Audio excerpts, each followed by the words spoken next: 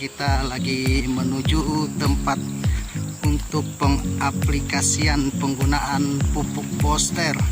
Sekarang kita lagi menuju lokasi untuk penggunaan pupuk tersebut. Halo teman-teman, sekarang kita sedang berada di lokasi tanaman sawit untuk pengaplikasian dari pupuk Boster yang telah kita janjikan untuk kita review pada kesempatan hari ini. Oke, kita saksikan teman-teman. Teman-teman, ini penampakan dari pupuk Boster yang akan kita aplikasikan. Pupuk ini memiliki kandungan yang tertera pada kemasan. Pupuk ini sangat bagus digunakan untuk pemupukan kelapa sawit. Pupuk ini hanya memiliki bobot 5 kg. Di dalam pengaplikasiannya untuk kelapa sawit pada hari ini akan kita lakukan.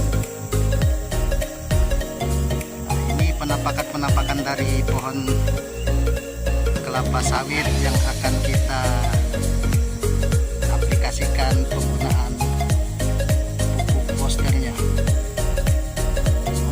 Oke teman-teman, sekarang kita telah mendapatkan salah satu pohon sawit yang tidak memiliki buah. Kemudian ini bentuk dari kultur tanahnya.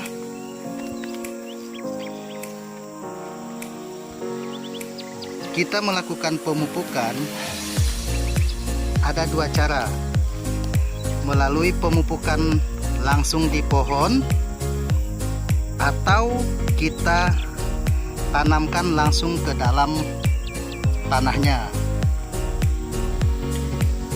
Apabila kita menggunakan metode ini ada dua keuntungan.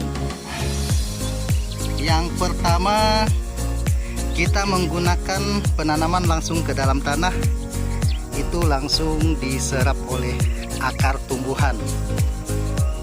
Kemudian apabila kita menggunakannya ditaburkan di pelepah atau di setengah batang, itu prosesnya akan memakan waktu lama. Jadi kita tinggal memilih yang mana yang mau kita pergunakan. Jadi kedua metode tersebut kedua-duanya sama bagusnya, hanya durasi untuk penyerapan langsung kepada tanaman itu mungkin agak lama dan ada yang cepat. Hanya itu saja perbedaannya. Pupuk Boster ini dengan berat 5 kg itu kita menggunakan satu batang pohon sawit. Kita gunakan pengaplikasiannya untuk kurang lebih 25 pohon 5 kg. Tinggal kawan-kawan sesuaikan. Ada satu pohonnya yang memerlukan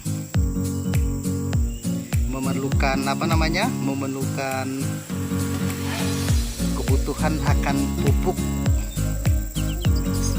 Ada yang 3 ons, ada yang 2 ons, dan ada yang 1 on.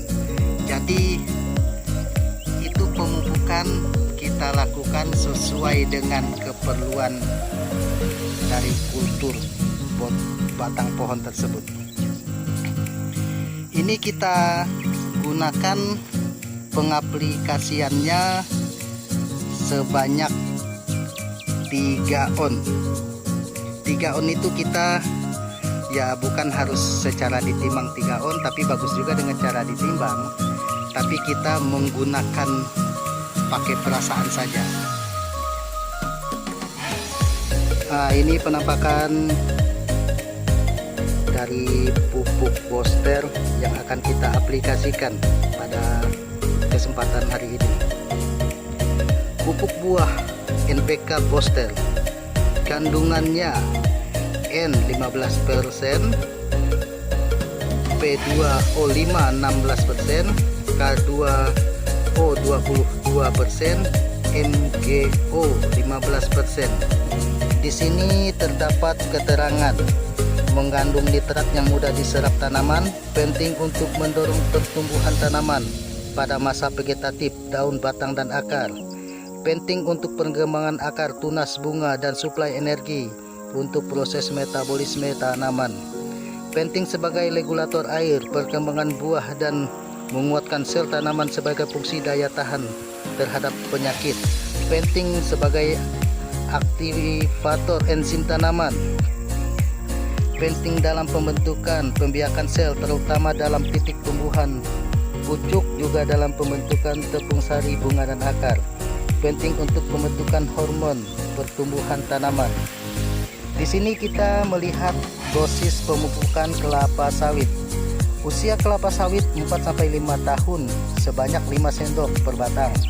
Usia sawit 7-9 tahun 8 sendok per batang. Usia sawit 10-20 tahun 10 atau 12 sendok per batang. Cara penggunaan: tabur 15 cm dari pohon. Jadi kita menaburkannya sejauh 15 cm dari pohon.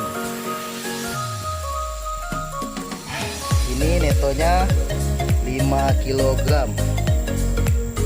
Nah, di sini mengandung plus unsur hara mikro, Ni 0,02%, Mg 0,4%, P 0,14%, S 4,96 ppm, B 1674 ppm, Cu 44,13 ppm, Zn 69,72 ppm. Jadi itulah keterangan yang ada pada kemasan pupuk Booster ini. Oke, pertama-tama kita melakukan pembukaan pada bungkus pupuk Booster.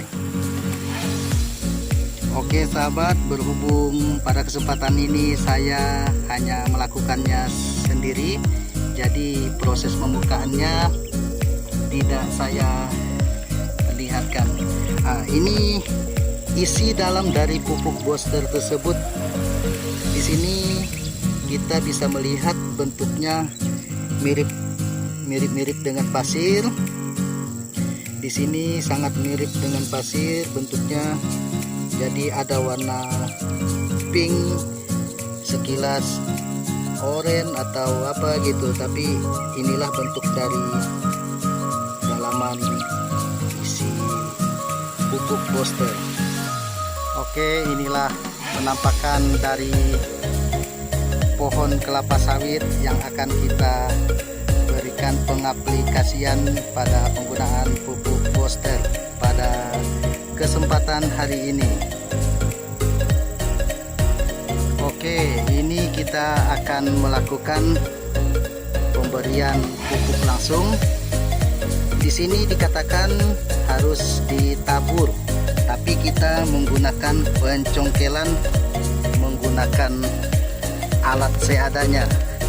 Oke, iya, kini kita menggunakan alat seadanya.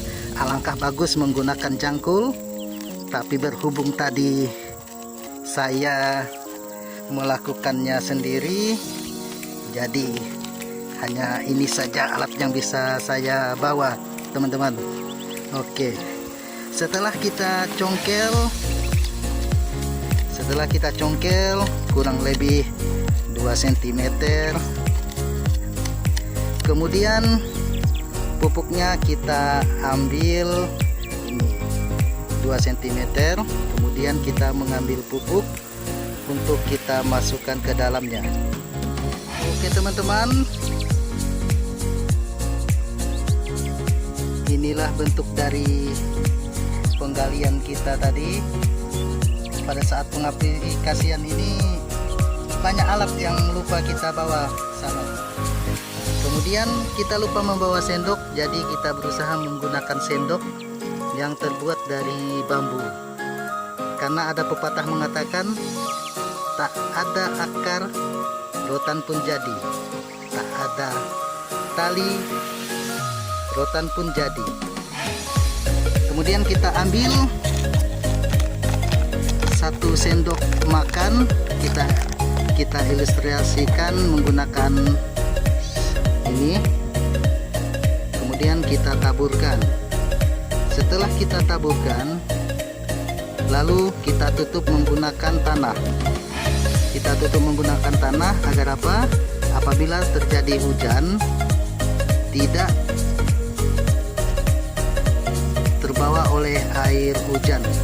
Jadi apabila terbawa air hujan, maka hal ini akan mengurangi penyerapan yang akan dilakukan oleh tanaman tersebut. Kemudian itu kita lakukan sebanyak 5 lubang. Kemudian kita menggunakan metode yang dilakukan dengan cara penaburan. Oke, ini dengan cara penaburan, kita taburkan keliling batang sebanyak 5 sendok. Oke, sebanyak 5 sendok makan. Kemudian kita taburkan lagi, sudah 4 sendok makan. Oke, ini yang kelima. Jadi teman-teman, proses penaburan dan penanaman dari pohon sawit, maksudnya pengaplikasian dari booster tersebut sudah kita lakukan melalui 2 cara, yaitu dengan cara penanaman langsung di dalam tanah dan dengan cara ditaburkan.